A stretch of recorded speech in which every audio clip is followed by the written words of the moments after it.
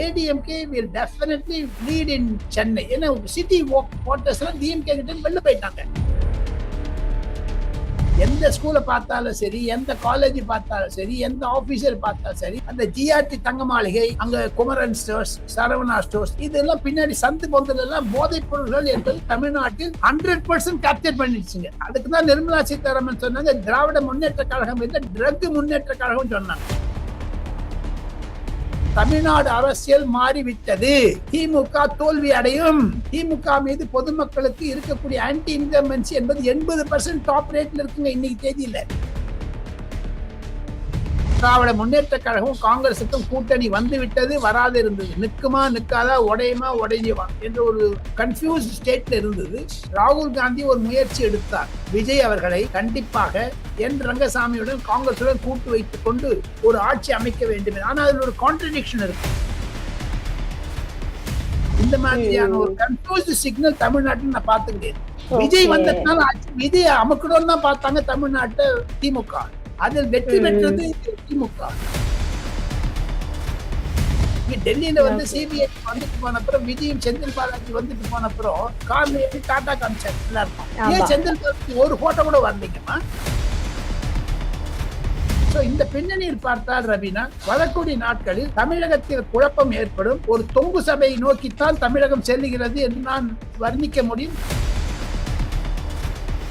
அதிமுக வந்து நல்ல ஃபைட் கொடுக்க போகுது டிஎம்கே. அதுல விஜயனுடைய சாதகமா வந்து அவர் டிஎம்கே ஹெல்ப் பண்ண போறாரா ஏடிஎம்கே ஹெல்ப் பண்ணுவாரான்னு வாக்கு வீதம் தான் தெரியும்.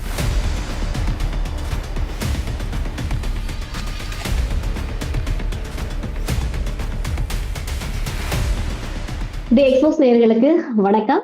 நான் ரவீனா. இன்றைய நேர்காணலில் நம்மோடு இணைந்திருக்கக்கூடிய சிறப்பு விருந்தினர் மூத்த பத்திரிகையாளர் திரு டெல்லி ராஜகோபாலன் சார் தான் இருக்காங்க. வாங்க அரசியல் களம் சார்ந்த நிறைய விஷயங்களை கேட்டு தெரிஞ்சுக்கலாம். சார் வணக்கம். Raveena, how are you? Fine sir, fine. நீங்க எப்படி இருக்கீங்க? நல்லா இருக்கேன். எனக்கு சூப்பர். உங்களை சந்திச்சதுல மகிழ்ச்சி சார். எனக்கு மனதில் ஒரு சந்தோஷம் என்ன என்று கேட்டால், ரபீனா போன்ற இளைஞர் சமுதாயத்திற்கு ஒரு மூத்தவர், 75 வயதான ஒரு கிழவன் டெல்லியில் இருந்து பேசுகிறேன் என்றால், இளைய தலைமுறை முதிய தலைமுறை இணைந்து பெறக்கூடிய ஒரு புகழ்ச்சியான நிகழ்ச்சியை தாங்கள் நெறியாளராக இருக்கிறீர்கள். வாழ்த்துக்கள், வாழ்க. நன்றி நன்றி நன்றி. உங்களோட பேசுறதுல எனக்கு தான் மகிழ்ச்சி. ஒரு மூத்த பத்திரிகையாளரா இருக்கீங்க அப்படின்றப்போ நிறைய விஷயங்கள் உங்களுக்கு தெரிஞ்சிருக்கும். பல்வேறு அரசியல் களத்தை பார்த்திருப்பீங்க. அதுலயும் இப்போ வந்து தமிழகமா இருக்கட்டும், புதுச்சேரியா இருக்கட்டும், 2 அரசியல் களமுமே வந்து பயங்கரமா சூடு பிடிக்க தொடங்கி இருக்கு, விறுவிறுப்பா போயிட்டு இருக்குன்னே சொல்லலாம். முதல்ல வந்து நம்ம புதுச்சேரியில இருந்தே வந்துடலாயா. புதுச்சேரியில இருக்கக்கூடிய அந்த அரசியல் களம் எப்படி இருக்குது உங்களுடைய பார்வை? புதுச்சேரியில் என் ரங்கசாமியினுடைய கூட்டணி சிறப்பாக செயல்பட்டு கொண்டு வருகிறது. கூட்டணியில் பிரச்சனை இல்லை. ஆனால் என் ரங்கசாமிக்கு சில வருத்தங்கள் இருந்தது உண்மைதான். அதை சரி செய்து விட்டார் அமித்ஷா. எது இருப்பினும் பாஜக கூட்டணி ஒரு விதமான தகராறு இல்லாமல் 5 வருடம் நடந்தது என்ஆர் பிஜேபி அலையன்ஸ். காசிநாதன் என்று நரேந்திர மோடிக்கும் அமித்ஷாவிற்கும் மிக மிக நெருக்கமாக இருக்கக்கூடிய ஆளுநரை அங்கு போட்டு பாஜகவினுடைய ஒரு நல்ல திட்டங்கள், மத்திய அரசாங்க திட்டங்கள், மாநில அரசாங்க திட்டங்களை எல்லாம் இம்ப்ளிமெண்ட் செய்தது, நிகழ்வு கொண்டு வந்தது என் ரங்கசாமியினுடைய திறமை. அது ஒரு பக்கம் இருக்க, எதிர்கட்சிகள் என்றால் திராவிட முன்னேற்ற கழகம் காங்கிரசுக்கும் கூட்டணி வந்து விட்டது, வராது இருந்தது. நிற்குமா நிற்காதா, உடையுமா உடைஞ்சுவா என்ற ஒரு ஒரு ஒரு கன்ஃபியூஸ்ட் ஸ்டேட்ல இருந்தது. இதன் நடுவே உண்மையில் சொல்ல போன வேண்டும் என்றால், ராகுல் காந்தி ஒரு முயற்சி எடுத்தார். விஜய் அவர்களை கண்டிப்பாக என் ரங்கசாமியுடன் காங்கிரசுடன் கூட்டு வைத்துக் கொண்டு ஒரு ஆட்சி அமைக்க வேண்டும். ஆனா அதுல ஒரு கான்ட்ரடிக்ஷன் இருக்கு. இங்க சென்னையில அடிக்கும், கேரளால அடிக்கும். சென்னையிலையும் ட்ரை பண்ணி பார்த்தாங்க, நடக்கல. ஆக மொத்தம் என்னை பொறுத்த மட்டும் ரங்கசாமி கூட்டணி குஷி, காங்கிரஸ் கூட்டணி அழுகை. இப்ப வந்து காங்கிரஸ் கூட்டணி, அதாவது இப்ப அங்க இருக்கக்கூடிய அந்த திமுக கூட்டணி அப்படின்றது பலமா இல்ல, புல்லும் முரண்பட்டு இருக்குது அப்படின்னு நம்ம எடுத்துக்கலாமா? ஆமா, முரண்பட்டு கான்ட்ரடிக்ஷன் நிறைய இருக்கு ரபினா, நிறைய இருக்குமா. அரசியல்ல பார்க்க போனீங்கன்னா இந்த ஜெகத் ரக்ஷகன் என்பவர் மரியாதைக்குரியவர். அவர் வந்து 4000 திவ்யத்தை ஓதுபவர். அவருக்கு இருக்கக்கூடிய ஒரு ஈடுபாடு, கடவுள் பக்தி என்பது புலாங்கிதம் அடையக்கூடிய அளவிற்கு இருக்கிறது. அவர் போய் சீஃப் மினிஸ்டர் ஆகணும்னு நினைக்கிறாருங்க அங்க. காங்கிரஸ் ஒத்து போலீங்க. எல்லாத்த விட ரபீனா அம்மா நீங்க ஒண்ணு பாத்தீங்கன்னா தெரியும், வி நாராயணசாமி சீஃப் மினிஸ்டரா இருந்தாரு, வைத்தியலிங்கம் சீஃப் மினிஸ்டரா இருந்தாங்க. இவங்க 2 பேருக்குள்ள சண்டை, வி நாராயணசாமி சீட்டு கொடுக்க போறாங்களா இல்லையான்னு ஒரு தொங்கல்ல விட்டானுங்க. அந்த ஏ ஃபாரத்தை கொடுக்கலன்னு வி நாராயணசாமி ஆள்லாம் டெல்லியில வந்து அழுகுறாங்க. இப்ப என்னன்னு கேட்டீங்கன்னா, புதுச்சேரி தமிழகத்தை இரண்டுமே சேர்ந்து கொண்டு பல முக்கியஸ்தர்கள் சோனியா காந்தியினுடைய உடல்நிலை சரியில்லை என்ற ஒரு போர்வையை வைத்துக் கொண்டு ராகுல் காந்தியை பார்க்க வேண்டும் என்ற ஒரு நிழலில் இருந்து தங்களுக்கு சீட் வேண்டும் என்று ராகுல் காந்தி சொன்னார், கெட் அவுட் ஃப்ரம் ஹியர், இல்ல போயிடுங்க, அப்ரோச் செல்வ பெருந்தகை. அப்படி வைத்தியலிங்கம் எப்படி கோவப்பட்டார் நேற்று முன்தினம். அதே மாதிரி அமித்ஷா ஆபீஸ்ல நடந்தது, நீங்க திரும்பி போயிடுங்க, நயனா நாகேந்திரன் எடப்பாடி பழனிசாமி பாருங்க. அது ஒரு தேசிய கூட்டணியில் வந்து விட்டதனால் ராகுல் காந்தி ஒரு குழப்பத்தை பாண்டிச்சேரியிலும் தமிழகத்திலும் வைத்திருக்கிறார் என்றுதான் சொல்ல முடியும். புதுச்சேரியில் மீண்டும் என்ஆர் காங்கிரஸ் பிஜேபி அலையன்ஸ் வருவதற்கான ஒரு சூழல்களை வருகிறது. அவர் விஜய் சேர்த்துக்கணும்னு பார்த்தாரு. என் ரங்கசாமி வந்து விஜயோட ரொம்ப க்ளோஸா இருந்தாங்க. விஜய் வந்து அங்க மீட்டிங் போயிருந்த போது நல்ல அரேஞ்ச்மெண்ட் இருந்தது புதுச்சேரியில. கண்டிப்பா.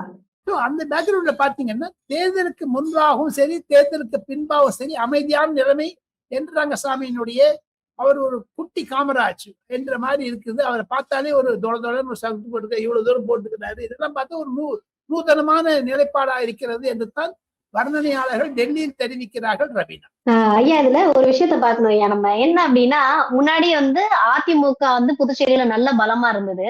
இப்ப அந்த அதிமுக ஓரம் கட்டிட்டு பாஜக வந்து ரொம்ப பலமா ஆயிக்கிட்டு இருக்கோம் அப்படின்ற ஒரு பார்வை இருக்கு. இன்னொரு பக்கம் பாத்தீங்கன்னா காங்கிரஸ் பலமா இருந்தது, அந்த காங்கிரஸ் ஓரம் கட்டிட்டு இப்ப திமுக அங்க ஆட்சி அமைக்கணும் அப்படின்ற ஒரு நிலைப்பாடை எடுத்திருக்கான்னு தானே பார்க்கப்படுது. உண்மைதான், நீங்க உங்களுடைய அனாலிசிஸ் கரெக்ட். ஆனால் அதிமுக அம்மையார் ஜெயலலிதா மறைந்த பிறகு இந்த குரூப்பிசம் இருக்கு பாருங்க, தமிழ்நாட்டில் இருக்கக்கூடிய ஒரு அழுத்தம் அதிமுக மீது பாண்டிச்சேரியில இல்லை. பாண்டிச்சேரியில ஜீரோ, தமிழ்நாட்டிலே ஜீரோ. அவர் வந்து இப்போ ஜெயலலிதா படத்துக்கு பதிலாக கருணாநிதி படத்தையும் ஸ்டாலின் படத்தையும் உதயநிதி படத்தையும் இன்பநிதி படத்தையும் வச்சு ஆரம்பிச்சிட்டாரு பாக்கெட்ல. ஓ பன்னீர்செல்வம் அவர் செய்த துரோகம் அதிகம். ஆனா எடப்பாடி பழனிசாமிக்கு பாண்டிச்சேரியில அவ்வளவான ஒரு அழுத்தம், தப்தபாவ்னு இந்தியில சொல்லுவாங்க, தப்தபாவ் நெய்யே.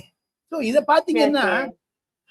பாத்தீங்கன்னா அதிமுகவிற்கு ஜீரோ இருந்து 2 கொடுத்திருக்காங்க. அதை பார்த்து மகிழ்ச்சி அடைய வேண்டும். இந்த ஜெயலலிதா மறைவிற்கு பிறகு, எம்ஜிஆர் மறைவிற்கு பிறகு பாண்டிச்சேரியில் அதிமுக எங்க டி ராமச்சந்திரன் சீஃப் மினிஸ்டர் இருந்தாங்க. குண்டா கொள்ளமா இருப்பாரு, நான் நல்லா தெரியும், டெல்லியில ஒருவர் பார்த்திருக்கேன்.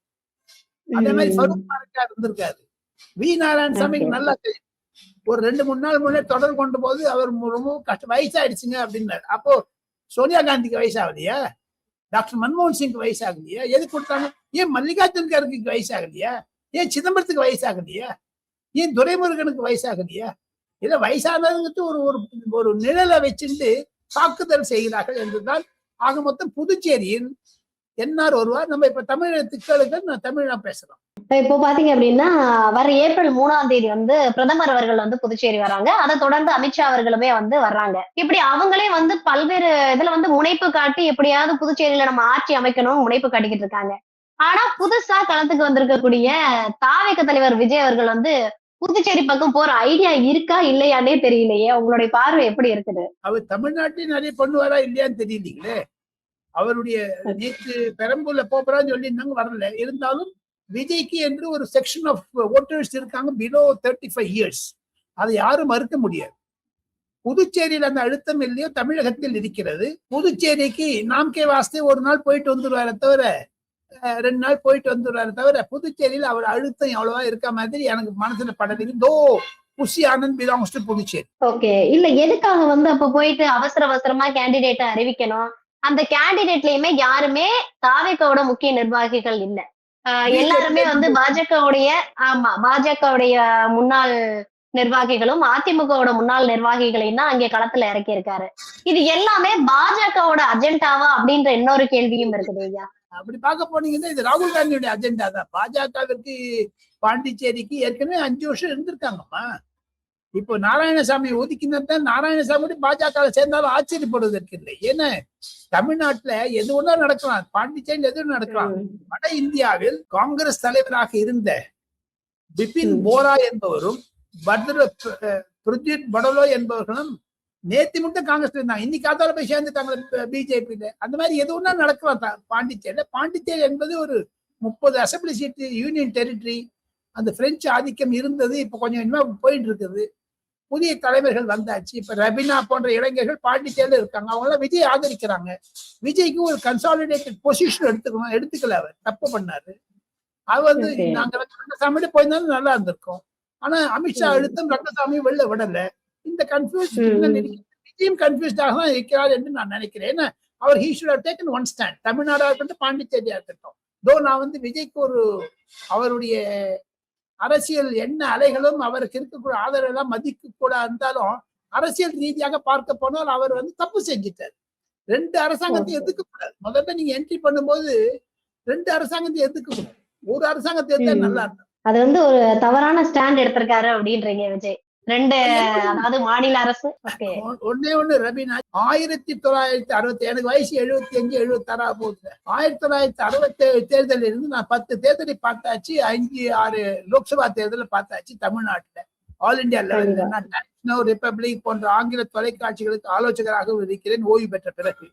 இந்த மாதிரியான ஒரு கன்ஃபியூஸ்ட் சிக்னல் தமிழ்நாட்டில் நான் பார்த்து கிடையாது. விஜய் வந்ததுனால ஆச்சு. விஜய் அமுக்கணும்னு தான் பார்த்தாங்க தமிழ்நாட்டை திமுக. அதில் வெற்றி பெற்றது திமுக. கரூர் சம்பவத்தில் மாபெரும் கிளர்ச்சியை குழப்பத்தை உண்டாக்கியது திமுக. அதனாலதான் செந்தில் பாலாஜி சிபிஐல போயிட்டு செந்தில் பாலாஜி மீது charge sheet first accused number 1 போட்டாலும் போடுவாங்கன்னு சொல்லிட்டு இருக்காங்க. இங்க டெல்லியில வந்து சிபிஐ வந்துட்டு போன அப்புறம் விஜயும் செந்தில் பாலாஜி வந்துட்டு போன அப்புறம் விஜய் வந்து கடைசி நாள் வரும்பொழுது கார்ல ஏறி டாடா காமிச்சாரு எல்லாருக்கும். ஏன் செந்தில் பாலாஜி ஒரு போட்டோ கூட வரலைங்கம்மா? சோ அந்த மெசேஜ் பாத்தீங்கன்னா தமிழ்நாட்டுல ஒரு அரசியல் குழப்பமாக இருக்கிறது. தமிழ்நாடு அரசியல் என்று கொண்டால் இன்னும் காலை கூட வேல்முருகன் போயிட்டாரு. வேல்முருகன் போறப்ப இந்த சின்ன சின்ன ஆளுங்கள் எல்லாம் வச்சுக்கிறாங்களா, வச்சுக்க போறது இல்லையா, இருப்பாங்களா இருக்க மாட்டாங்கன்னு குழப்பம் இருக்கு. ஒரு டெல்லியில் தமிழகத்தை டெல்லியிலிருந்து பார்க்க வேண்டும் என்றால் ஒரு பாஜக தலைவர் பியூஷ் கோயலிடம் சொன்னதும், பியூஷ் கோயல் நானே பேசினங்க. அவர் சொன்னாரு, கூட்டணி சிரித்தமுடன் இருக்கக்கூடிய கூட்டணி அதிமுக, அழுகை கூட்டணி திமுக. இன்னும் கன்ஃபியூஸ்டா இருக்கு. அதை தவிர விஜயினுடைய அழுத்தம் திமுக மேலதான் இருக்குமே தவிர அதிமுக மேல இருக்கு. அது ஏன்னா பொதுமக்கள் அதிமுக எல்லாத்தையும் முந்திட்டாரு எடப்பாடி பழனிசாமி. சீட் கொடுத்தது எல்லாத்தையுமே இப்ப விஜயும் திமுக வந்து போட்டி போட்டுட்டு இருக்காங்க. சோ இந்த பின்னணியில் பார்த்தால் ரபீனா, வரக்கூடிய நாட்களில் தமிழகத்தில் குழப்பம் ஏற்படும். ஒரு தொங்கு சபையை நோக்கித்தான் தமிழகம் செல்லுகிறது என்று நான் வர்ணிக்க முடியும் என்னுடைய பயிற்சியில், முதிர்ச்சியில், எக்ஸ்பீரியன்ஸ். ஓகே, இப்போ நீங்க அதிமுக முந்திக்கிச்சு, தாவேகவும் திமுகவும் கொஞ்சம் பின்னாடி இழுபறியில இருக்கு அப்படின்றீங்க. பட் கள நிலவரம் அப்படின்றது என்னவா இருக்கு அப்படின்னா, இப்போ தொடர்ந்து தாவேக வந்து என்ன பண்றாங்க, எங்களுக்கு வந்து அதிமுக ஒரு பொருட்டே கிடையாது, பாஜக மத சார்புடைய கூட்டணி, அது வந்து நான் வந்து பொருட்டாவே எடுத்துக்கல, அந்த கூட்டணி தமிழகத்துக்கு தேவையில்லை, அதனால எனக்கும் திமுகவுக்கும் தான் போட்டின்னு தொடர்ந்து வாதத்தை முன் வச்சுக்கிட்டாரு இருக்காரு. உண்மைதான், அது யாரும் இல்லைன்னு சொல்லல. நிச்சயம் தமிழ் கூட்டணி என்றால் அப்ப நீங்க திமுக பக்கம் இருக்காரா விஜய்? விஜய் சொல்றாரு திமுகவும் பாஜக ஒன்னா இருக்குதுங்கிறாங்க. அப்ப திமுக கூட மத சார்பற்ற கூட்டணியில இல்லையா? இருக்குதா இப்போ? ஏன்னா எப்பவுமே அவர் அக்யூஸ் பண்றாரு, விஜயும் அமித்ஷாவும் ஒன்னா இருக்கா, சாரி ஸ்டாலினும் அமித்ஷாவும் ஸ்டாலின் நரேந்திர மோடி ஒன்னா இருக்காருன்னு விஜய் அடிக்கடி அக்யூஸ் பண்ணிட்டு இருக்காரு. ஆக மொத்தம் இப்போ இன்னைக்கு இருக்கக்கூடிய தல நிலவரங்களை பார்த்தால் அதிமுக முந்துகிறது, திமுக பின்வாங்குகிறது, விஜய் வந்து 3வது இடத்துக்கு வருவா, 2வது இடத்துக்கு வருவாரா தெரியல, போக போகதான் தெரியும். சென்னை முழுக்கலும் அதிமுக வந்து நல்ல ஃபைட் கொடுக்க போகுது டிஎம்கேக்கு. அதுல விஜயனுடைய சாதகமா வந்து அவர் டிஎம்கேக்கு ஹெல்ப் பண்ண போறாரா, ஏடிஎம்கேக்கு ஹெல்ப் பண்ணுவாரான்னு வாக்கு வீதத்தை தான் தெரியும். அவருக்கு 30% இருக்குன்னு சொல்றாங்க. But my estimation is 18 to 20% நிச்சயம் இருக்கும். அந்த 18 to 20% வந்தா, if you translate that as MLAs 35 MLA பண்ணிடுவார்.